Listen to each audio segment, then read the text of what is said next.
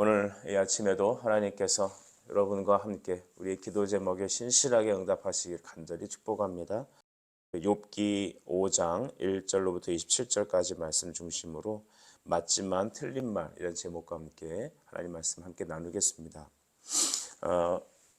우리가 부흥회 때나 저녁 집회 교회에서 일반적으로 간증을 성도들을 세울 때가 있습니다. 그때마다 그들의 이제 간증의 레퍼토리가 있다면 하나님께 우리가 이렇게 순종하고 기도하며 또한 주를 위해 노력했더니 하나님께서 나의 사업을 늘려주시고 나에게 이렇게 재정적으로 채우셨고 나의 자녀들과 또한 나의 삶의 건강을 이렇게 주님이 축복해 주셨습니다 라는 제목으로 성도들한테 간증을 합니다. 나의 자녀들이 유학을 했고 또 사업이 이렇게 잘 됐고 그런 성도들의 간증을 또 듣다 보면 다른 성도들도 그 간증에 같이 이끌려서 그래 저렇게 하는 게 진짜 신앙생활이구나, 저게 진짜 우리가 예수를 믿는 이유구나 라고 우리로 하여금 우리 모든 관심의 신앙적 모델링을 이 땅에 두게 되는 그런 오류를 범하게 됩니다. 하나님께서 정말 그것이 목적이어서 예수 그리스도를 우리에게 보내시고 또한 그 예수를 믿는 자들에게 정말 주시려고 하는 궁극적인 축복과 은혜가 바로 그 성도들의 이와 같은 땅에서의 잘됨이라는 것, 땅에서의 평안함이라는 것이라면 여러분 우리는 정말 잘못 예수를 믿고 있는 것일 겁니다. 그들에게 필요한 것은 다시 성경적 재튜닝이 필요합니다. 그리스도의 복음으로 십자가로 다시 나아가야 될 필요가 있는 것이죠. 엘리바스, 오늘 등장하는 이 엘리바스는 욥에게 매우 감정적으로도 매우 타당하며 매우 감동적인 그런 설교를 합니다.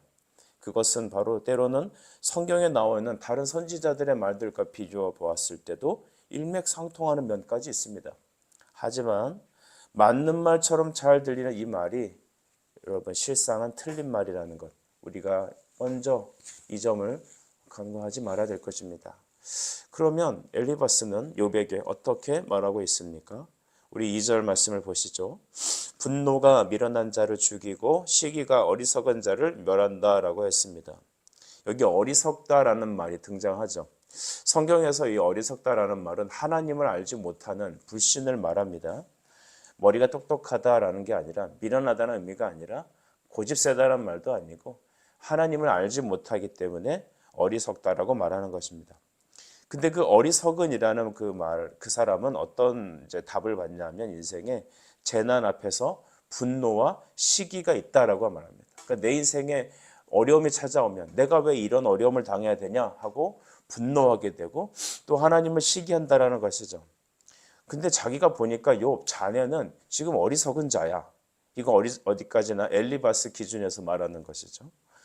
이렇게 재난을 받는 거 이렇게 분노하고 시기만 한다면 자네는 아무리 기도해도 기도의 응답이 없을 거야. 이 어려움은 절대로 당신 인생에서 벗어나지 못할 거야. 끝까지 원인과 결과론적인 그런 질문을 하고 있죠. 왜냐하면 재난은 그에게 의하면 어리석은 자에게 일어나는 것이기 때문이죠. 여러분, 그러면 우리 인생에 잘못되는 게 있다면 우리 자식이 좀 잘못되고 우리가 건강을 좀 잃어버리면 우리가 하나님께로부터 저주받은 사람입니까?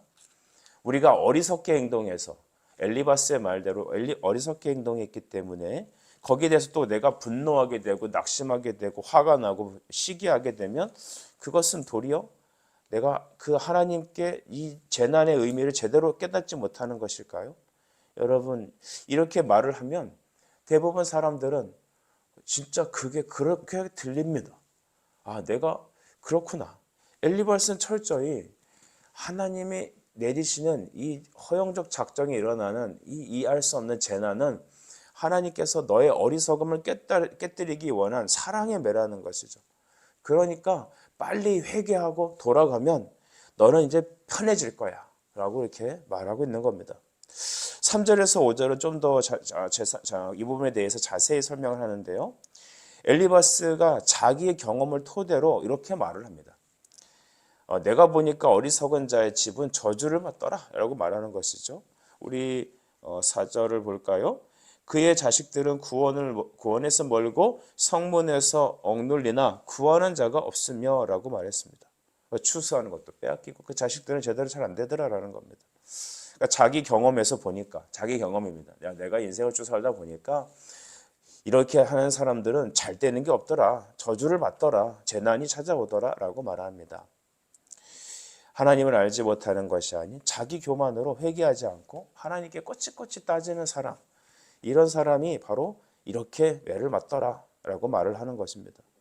여기까지 보면 여러분, 일반적인 교회 안에 있는 성도들이 이렇게 예수 믿는 분들이 많습니다. 이렇게 성경을 해석하는 경우가 많고 자기 인생에 찾아온 여러 가지 크고 작은 재난 앞에 그들은 이렇게 해석을 해버립니다. 왜 그럴까요? 그리스도의 십자가 앞에 나가지 않기 때문입니다. 성경을 예수님 앞에 놓고 예수님이라는 그 프리즘을 통하여서 바라보지 못하고 들은 풍월과 또한 이렇게 저렇게 들은 교회 느낌과 자기의 인생과 자기 경험과 이런 것들이 믹스되다 보니까 성경의 진리가 아닌 자기 나름대로의 자기 복음으로 세상을 바라보는 시간이 생겼기 때문이죠. 어려운 일 만나면 어떻게 해야 될까요? 하나님이 나를 때리시는구나. 엎드려야지. 그러면 나는 편해질 거야. 여러분, 이런 것은 오늘날 운명론적인 인생을 바라보는 사람들의 관점과 매우 흡사합니다. 8절이나 그래서 8절에서 이 엘리바스는 그에게 좋은 레슨을 어드바이스를 하나 주고 있죠.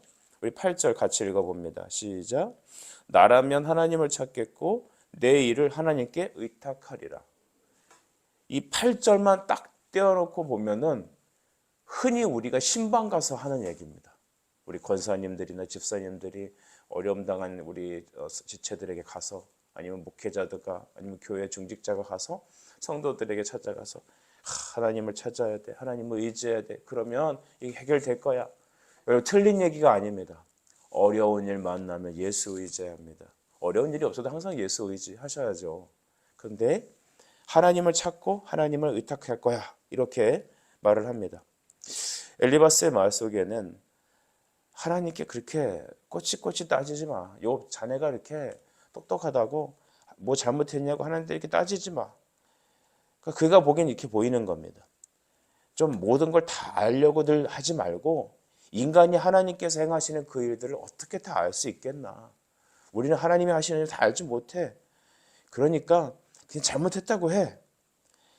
너가 한 모든 일들 네가 다 맞은 게 아니야. 그러니까 하나님 앞에 때리면 빨리 엎드려서 잘못했다고 하고 빨리 편해져라.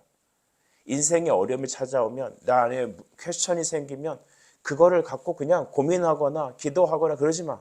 그냥 덮어놓고 미안하다고 그래. 엎드려 잘못했다고 해. 왜냐? 너에 있는 고난이 빨리 지나가야 되니까. 내 안에 있는 재난이 빨리 지나가야 되니까. 아니, 그 재난을 당하지 않도록 미리미리 예방해야 되니까. 마치 이렇게 추운 날에는 독감도 걸리고 하니까 독감 주사 맞고 하잖아요. 그러니까 미리미리 그냥 잘못했다고 그래. 욥의 삶도 그랬습니다. 그런데 욥이 막상 하나님께 이러한 이해할 수 없는 삶의 어려움을 당하게 보니까 욥도 지금 이 답을 못 찾고 있는 거 아닐까요? 그런데 분명히 자기가 살았던 과거의 원인과 결과론적, 즉 이 재난은 하나님이 주신 거기 때문에 빨리 하나님 앞에 돌아서 이 재난을 빨리 없애야 된다. 그 재난을 없애는 것이 신앙의 목적이고 기도의 목적이다라고 보는 것입니다. 여러분, 우리도 이렇게 믿고 있지 않습니까? 나한테 재난이 없어야 돼. 나한테는 문제가 없어야 돼. 빨리 이것을 해결해야 돼. 그런데 여러분, 욥은 그 재난을 피할 방법이 없습니다.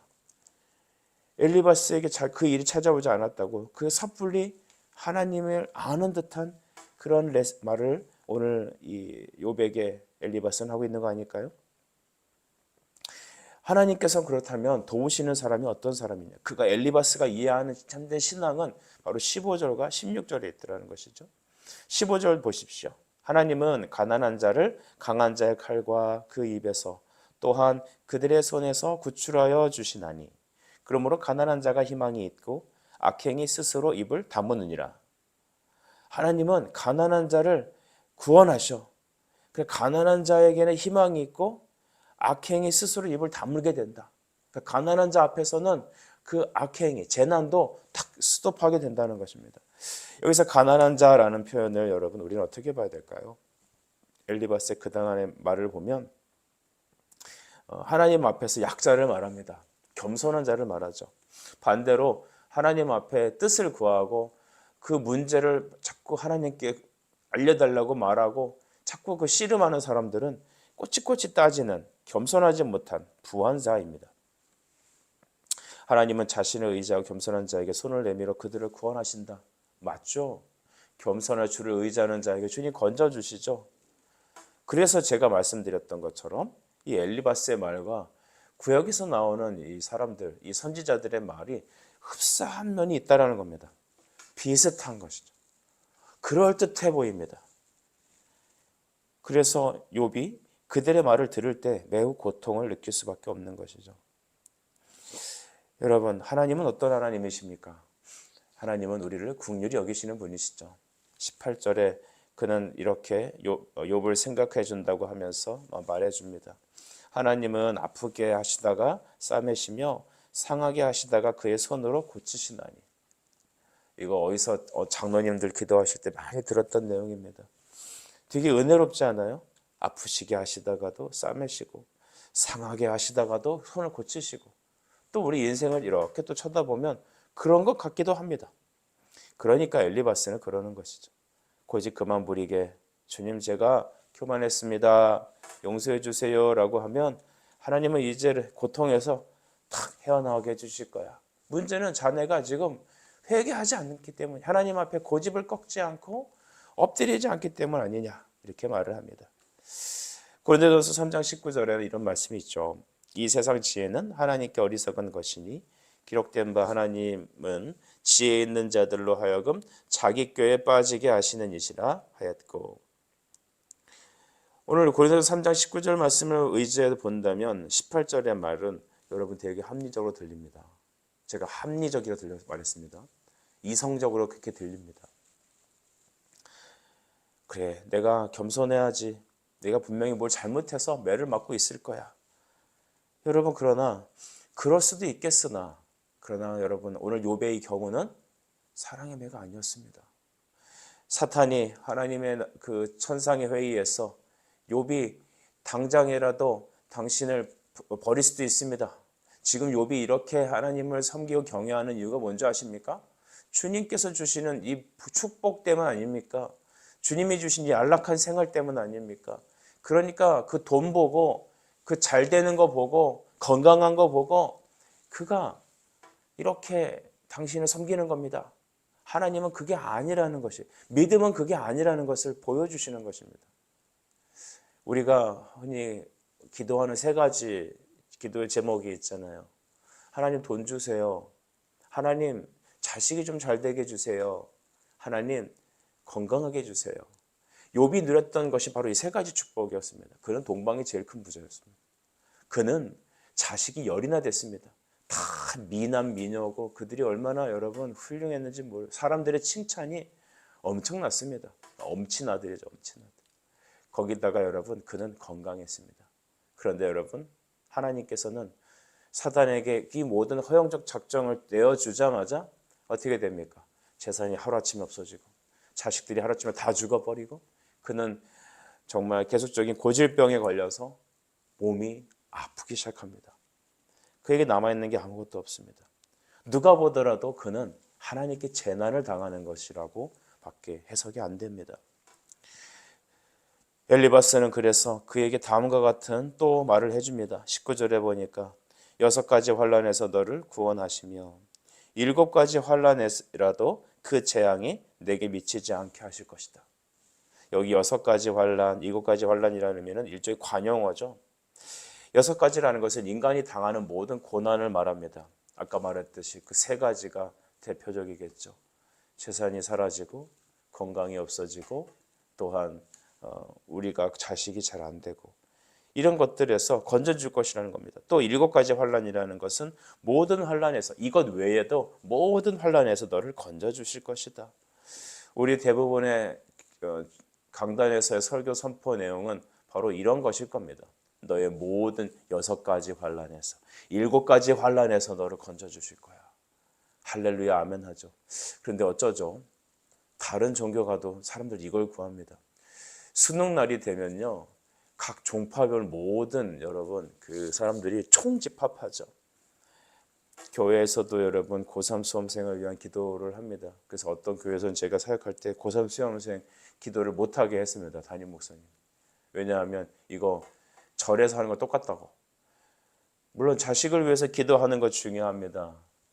그 기도하는 것 자체는 중요하다고 봅니다. 근데 그것이 여러분 아까 말씀드렸던 것처럼 절에서는 목탁도 등기고 교회에서는 손비 비비고 또 돈 주고 가서 점집에 가서는 또 부적 사고, 이게 만약에 똑같은 일맥상통한 말이라면 우리는 기독교를 잘못 믿고 있는 것일 겁니다. 하나님이 이 환난에서 건져주시는 것이 신앙의 목적이라고 오늘 엘리바스는 간접적으로 말하고 있습니다. 심지어는 여러분 그 얘기 23절에 보면 이제 너는 그 다른 환경적인 거래요. 자연과도 너는 친밀해질 것이다 라고 말합니다. 23절에 보십시오. 들에 있는 돌이 너와 언약을 맺겠고 들짐승이 너와 화목하게 하실 것이다. 그러니까 지금 너가 이 들에 있는 돌과, 그러니까 자연하고도 너가 화목하지 못하지 않느냐라고 했습니다. 과거 욥이 있던 재산에 갑자기 하늘에서 우박이 떨어지고 막 불이 내리고 이 자연적 심판도 받았거든요. 그러니까 어떤 분이 농사만 지으면 막 태풍 오고 막 불 나고 이런 일이 있다면 내가 진짜 이 자연적인 그 자연적으로도 내가 저주를 받았나?